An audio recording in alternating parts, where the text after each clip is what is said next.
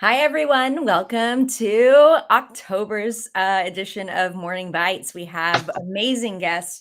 And as always, this is our chance to dive into the world of cyber news, privacy news, cyber insurance, whatever's on our mind. And we have two awesome guests here with us today. So you're here at Morning Bytes with Violet, Stu, and Jason. And our guests are Andy Runyon and Alyssa Doroff. Excited to have them here, excited to see how the debate goes and how everything works. And this is just a reminder that we'd love to hear from you. We actually can see the comments rolling in. So if you want to tell us where you're listening from, or if you want to debate with us, come to talk. And that's a good reminder that everything on here is the opinions of ourselves and not that of the companies that we represent. My favorite disclaimer. This is 30 minutes, so we're going to go rapid fire and we're going to jump in. So I'm curious. Well, the top of mind is what I wanted to text Jason about this morning, which is Klopp really back? Yes. all signs point to yes. It's interesting because for those who haven't heard, there has been over the last couple of days reports popping up that executives were receiving emails saying that, hey, we're Klopp. We have broken into your specific Oracle product and we've stolen your information. Now, for anyone who has been in the DFIR space or in cyber insurance space over the last couple of years, this is going to sound very familiar with Klopp, where we have some sort of managed file transfer solution that houses data. We saw it with Move It. We saw it with Go Anywhere. So this has all the fingerprints of Klopp on it, where like they're finding some sort of vulnerability, they're scanning for it, and then stealing data and then starting to extort. I think what's interesting here is that Oracle has come out and said, hey, this is actually the vulnerability, or we believe it's the vulnerability that we had patched back in July. And so we might just have a situation here, no idea on timelines, but Klopp probably went in, scanned the internet, started stealing data, got everything ready, and then started to extort people. And so I think we're still probably in the early innings of this, where we're going to see that Klopp is just basically manually going through and trying to extort people. And so there's probably going to be a little bit of a tail on this, and we'll see kind of how it shakes out. But yeah, I think Klopp is back, and well, that's something we don't like to hear in insurance, that there's going to be a long tail. That's not a fun projection. Let me caveat that. Tail in terms of claims, severity probably still low if we've seen anything like it was before, right? It's, data theft most likely, we'll see, probably just data theft. And so, Klopp, while they make a lot of noise with this, I think it's still a relatively low amount of damage. It's really just going to come down to people who are willing to pay, or and what data was potentially stored in there. I actually pulled up on Cyberscoop. They have an example of the emails that are sent to executives. So right now, that manual extortion is sending emails to high-powered executives to try to say, we have your data, so pay us. And I wanted to read the email because I think it's hilarious and we can poke fun at it. It says, dearest executive, we are Klopp team. If you haven't heard about us, you can Google us on the internet. We have recently breached your Oracle e-business suite application and copied a lot of documents. All the private files and information are now held on our systems, but don't worry, you can always save your data for payment. We do not seek political power or care about any business. So your only option to protect your business reputation is to discuss conditions and pay claimed sum. In case you refuse, you will lose all above mentioned data. Some of it will be sold to the black actors. I don't know where that's coming from. And the rest will be published on our blog and shared. And it says, we always fulfill our promises and obligations. Signed, Klopp. There's more, but I just stopped there. The one part I did love about their letter, too, was that they were going to offer advice. So it's like the classic, hey, we've hacked you and we're extorting you, but don't worry, we'll give you some advice after if you pay. Trust us. We're not interested in destroying your business. We just want to take the money and you will not hear from us again. At least even though Klopp resurgence is every couple of years on the internet. Yeah, Peter, that's my favorite part. You can Google us on the internet. I'm not sure if that's lost in translation or a direct dig at the average age of a CEO. It would have been better if they gave a link for "Let me Google that for you." That would have completed it. Well, it does raise the larger issue of vulnerability management. Right. And I think that the thing that Jason suggested and Violet was afraid of is something that we see a lot. It's when there is a sort of vulnerability that's announced and the company does do the good faith efforts to issue a patch.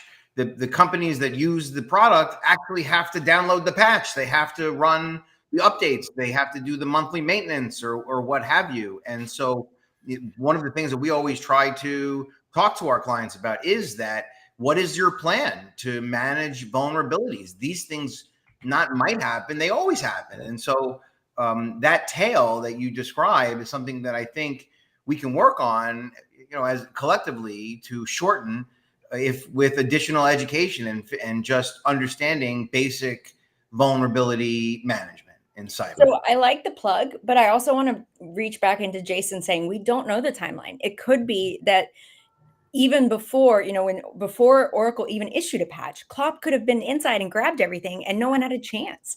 We actually won't know that for a long time. And I think that's also the benefit of hindsight we see in these cases is that, oh yeah, you can patch, but sometimes it still is a problem, even if there is a patch available. And that's why with Klopp, like the historical examples, they were 0 days, right? And so we don't know if they bought that 0 day or if they found that out themselves, right? But they were the ones that initiated it. Now, wait, you can buy 0 days? How yeah. much? Yeah, I'm selling a couple if you need some. Just hit me up afterwards. But this is like the timing on this is a little bit more weird, right? Like if it was available in July, did they really stay hidden for this long? And we know other ransomware groups will take old vulnerabilities and scan for it. But yeah, it is. Who knows, right? So it's a little bit of an odd thing. And these types of systems are really, really hard to monitor for as well because nobody really has any visibility into them. So from a proactive standpoint, you definitely want to patch.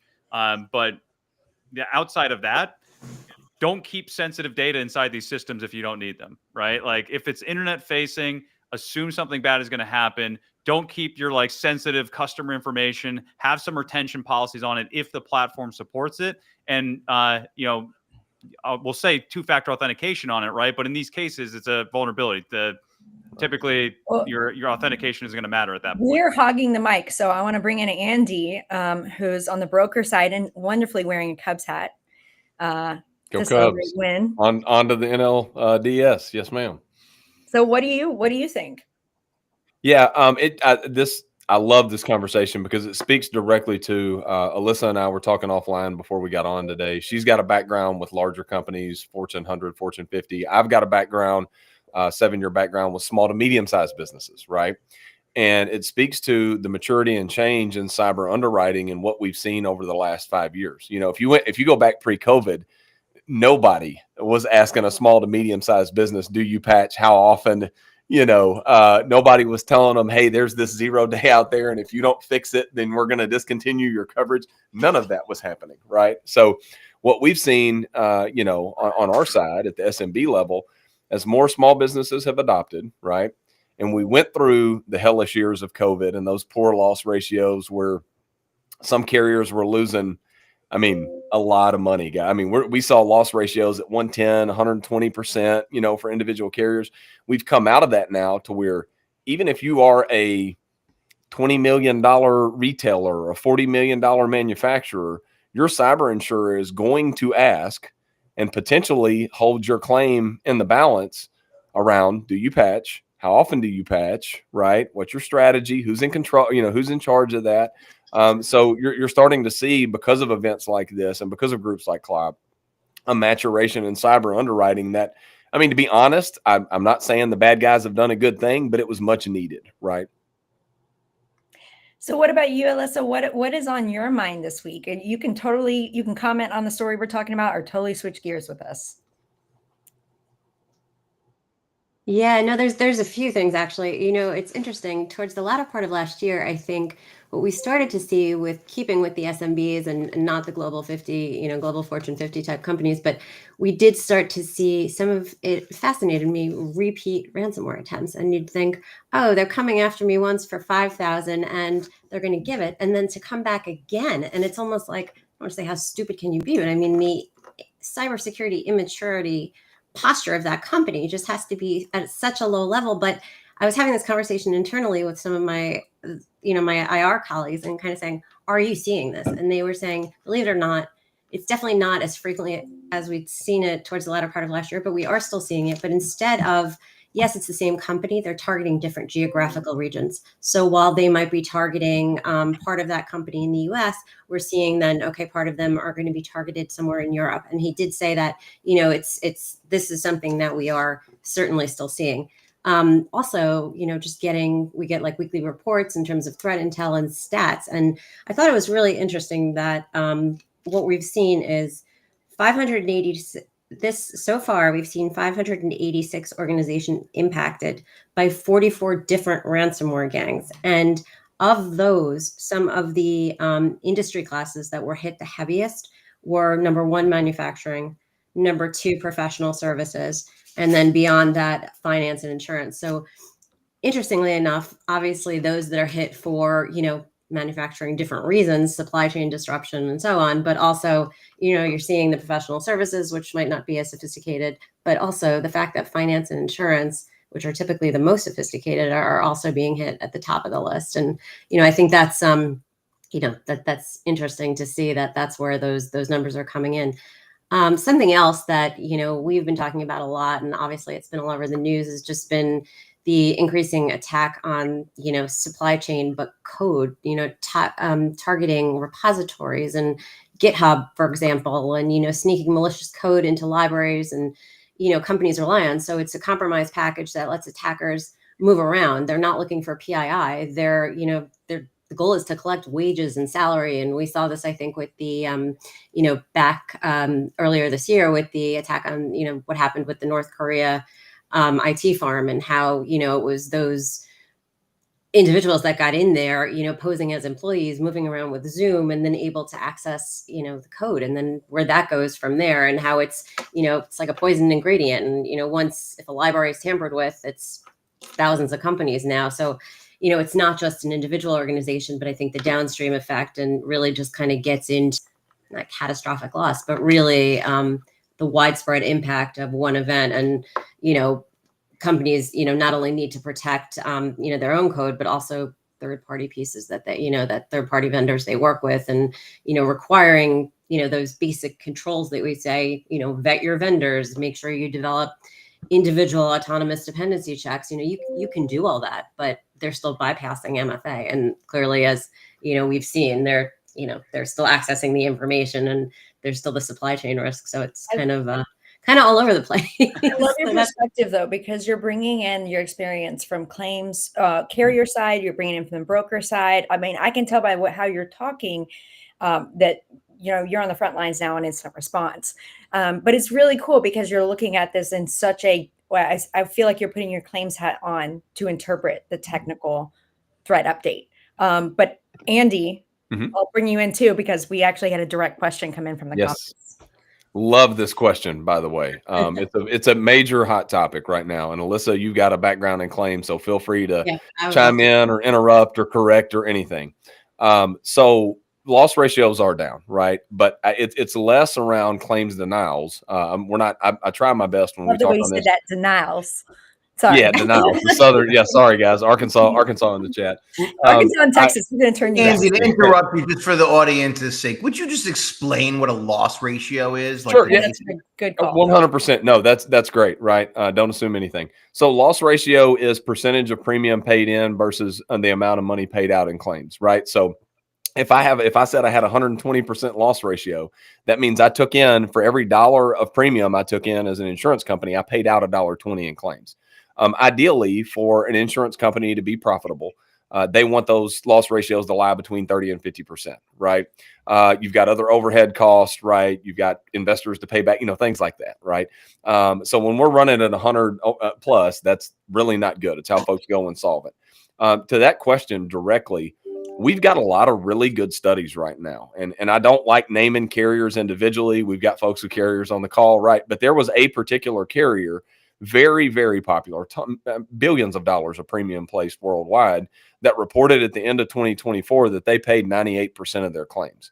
claims aren't getting denied, right? What's happening is we are getting better and better as an industry at underwriting what types of businesses we want to take on in the first place, right? And then what's also happening down ballot for some of these carriers that write poor forms, when we see claims denied or folks not paid out, made whole. This was actually, Violet, plays right into what I was going to discuss today. We've got this new Net D report, Net Diligence, major conference. Everybody talks about it this time of year. It starts next week. My boss will be there. Part of the Net D report in 2025 asked 10,000 folks that submitted cyber insurance claim, was your claim accepted? And how much of that claim was paid out? And the average response was 69%, right?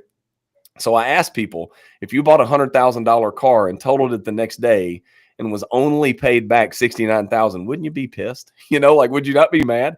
And where that comes from, it's not the carrier going, hey, we're not going to pay this. It's from the insured and potentially their broker not understanding their risk potential, right? That's the issue. Loss quantification. Oh, we've gone out and we've bought $1 million of GL and we got $1 million of work comp, so we're going to buy $1 million of cyber. No, you're $100,000 regional or $100 million regional orthopedic with PHI line everywhere and exposed vulnerabilities, right? Like, on average, you're probably going to lose 7 to 10 million. You need more insurance, right? And so I mean, some loss quantification nerds that are just going to start blowing up the comments. Yeah, but that's, I guess to kind of shut it down and pass it back out to the group, right? On our side, we're not seeing just blatant denials, right? We're seeing stingier underwriting on the front end, right? And what we're seeing more is insurance paying out, but that loss quantification being the struggle to where folks are massively underinsured. Yeah, I just want to comment on the denial. I have such an issue with that, having been in the industry for almost 20 years at this point, and significantly working experience on the claim side, on the underwriting side, on the broker side. What I struggle with so much is when you have a conversation with somebody who doesn't know that much about cyber insurance specifically or the industry, and they say, I don't know if it's worth it. My claim's just going to get denied. Andy's point, 69%, that's still pretty good. And the one thing about cyber insurance that is such a basic concept, but for others that are, working in professional services or other types of insurance policies, I think the thing that's such a key distinguishing factor is it doesn't require negligence. It doesn't require, there's an event, you discovered it. I think the way the policies function is so different than so many other product lines that I think there's so much less of an opportunity for a claim to be denied. And in my personal experience, I'd say that the denial rate is so low. And even getting back to the underwriting and how far along we've come in the underwriting, even saying a patch management and requiring patch management, if on some random night the patch management or a much more sophisticated update didn't go through, and then the carrier says, well, you said on the application that you did this on a regular basis, and then all of a sudden one night this didn't happen. From a commercially reasonable perspective, how often is that claim going to be denied? And if that claim was denied, how often is that carrier going to get repeat renewals? There's so many factors that come into play, and I think as advanced as the underwriting has become, there's still going to be that one-off, and it's how often is that claim going to be denied? That's a coverage issue, but it really, I think it comes down to really a commercially viable decision from the insurer and from the broker. Yeah, this is something where I'm really loving the comments this time. I do. I want to give Jason and Stu time to respond before we dive back in. I feel like the insurance folks are hogging the mic right now. Sorry. No, it's like this whole claim thing. I always get super angry when people bring this up because it's just the most ridiculous thing, and it's usually an emotional response for people who have gone through it. Like I have lived through this far too many times where in a response effort, people overcompensate for what has to get done. And like this is aside from the like, hey, like, do we have the right coverage or anything like that? It's like I always equate it back to auto insurance. Like if you are driving a Subaru and you get into an accident, you are not going to try to request a Ferrari after that accident. Like any reasonable person would understand what that is. And so what I see though is there's a lot of fear and uncertainty when you go through one of these incidents, and it's a terrible situation, but especially on the recovery side, like you do not have to burn everything to the ground to get back up and running. And that's where it's just like, a lot of what I've seen personally is you want to try to go above and beyond to make sure this never happens to you again. And some of those things, like, it's not reasonable for you to do. And so insurance shouldn't have to cover that. And I'm not in the insurance, like, in the industry directly anymore. So I feel like I can say this a little bit more directly. Right. But like, that's where, like, we do have to step back in these response efforts and say, hey, we can get you to where you were before and put this behind us without having to buy a Ferrari. Right. And so, like, that's where, like, I think people just get kind of confused there on, like, what actually is getting, can you get reimbursed for during these events? Yeah. Or the Jaguar, right? Easy. Alyssa, how many threat actors did you say you reported there in your stats? 586 organizations, 44 different ransomware gangs. Is that real? Anybody have any opinions if that's real? That lines up with stats. I would like us to make a list where we try to name all of them. I have that. I'm happy to send it out. I can share. I just think, is it like the same humans rebranding themselves different ways, or is it really so many separate organizations? Yeah, it's separate organizations. I mean, yeah. I know what your number. I just meant in general. Color me a little dubious. It's ransomware as a service, right? So, like, these ransomware groups, like, they're going to have tons of affiliates, and so, yeah, I mean, those are in line with all the numbers that I used to track, and it's only going up too, which is never a fun story. Well, speaking of fun stories, I found an interesting one that I could offer to the group for comment. Earlier this summer, a BBC correspondent named Joe Tidy was contacted via Signal by someone claiming to be an affiliate, something Jason just mentioned, of the Medusa ransomware gang. And they offered this reporter a cut of any extortion that would be paid if the reporter would give to Medusa his credentials for his business systems. Interestingly, as I would have expected this, and I don't know, maybe it's just me, but if most journalists that I've met, reporters I met, they'll chase anything for a story. That's way more important than a payday. So I mean, the guy immediately went to his editors and was like, "Hey, check out this Signal message I just got. I think there's a big story here." And so he lured them in a little bit. They tried to do some sort of MFA bomb sort of attack to sort of get around his snooping around. And ultimately, they did not pay. They did not have a deal, and they stopped communications. But it was a really interesting story, I thought, because number one, it does raise this issue of credential management. This is something that I think every organization wrestles with, whether it's using password managers or just having good policies to have strong credentials and sort of phishing resistant type of policies. It's whether you're a small company or a large company, it's just this story, I think, shines a big magnifying glass on that. Also, what Jason was just talking about as far as the affiliate model of ransomware gangs, I just want to emphasize, also includes access brokers, malicious access brokers. These are folks whose only job it is to sell or broker unauthorized access, so stolen creds. So keep out for that.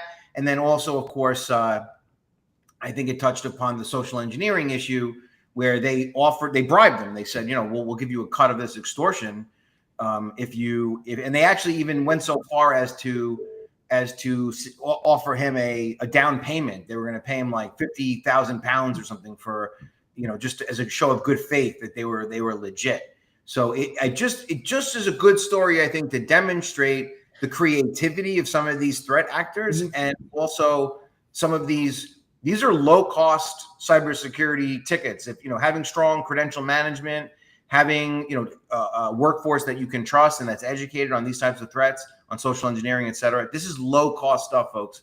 And so that's why I feel like this was a great story to bring up in front of you all. Well, I have a good way to segue to the end. We're going to announce who's going to be on our next week's show. But I also think since we're all going to be at Net Diligence, I think everyone here, I'd love to start off with Alyssa on what do you think is going to be the most talked about subject matter next week? What, story, concept, what do you think is going to be the buzzword? That's a good one. Thanks. I put you on the spot. Sorry. If someone else wants to take it and jump in, feel free. I'll jump in on that one. Yeah, Two words. Soft market. Oh, yes. Yes. Okay, sorry. Yes, I was going to say. You don't think everyone's going to be Stu Paninsky talking about Funny Fridays? Did I freeze on that? No, I think the big buzz around that. I was joking. I'm joking. We got you. I'll throw one out there that may not be as popular, but I think, we're seeing this more and more, and it's third-party business interruption, right? Dependent business interruption. When the question was in the chat, is 30 to 50%, is that achievable, right? When you look at, I think we've got a pretty good idea of how to prevent ransomware from a cybersecurity standpoint of base underwriting, right? We've got a better idea now. AI is making it harder on how to stop cybercrime, right? Quantifying and preventing third-party downtime, right? When you look at things like CDK Global and stuff like that, it's really, really tough. So like insurers that don't include dependent business interruption are falling behind and getting replaced by their competitors that do, right? So it's more of a popular topic, and third-party, claims are needed to be covered more now. But when you do take that on, right, you're taking on a risk that's very hard to quantify and very hard to prevent, right? So I think that third-party independent business interruption is something, if it's not talked about, it should be. Yeah, I'm always just looking forward to hearing from the claims folks as to, exactly what they're seeing that I'm not hearing about or not seeing from the front lines. That's always the panel that I, find the most interesting. And then, of course, we do a lot of work with crypto, which is, interesting class in and of itself, just because so many carriers don't write it, but always interesting to hear kind of, what's going on in that with respect to the decentralized finance and kind of where we can see that going and the hackers angle there. So I'll just throw that out there. I'm with you on claims, though, and I think we're going to have a lot of really relevant examples because I've been warned multiple times this Breach Friday that, we're going to see this Oracle stuff unravel this weekend and over the week. I don't know if anyone else is preparing for that, but that could also be a very interesting lead into next week, depending on how busy it is. Yeah. Hopefully and not. Last thing, right? Very quickly, we've already kind of hit on underwriting on the front end.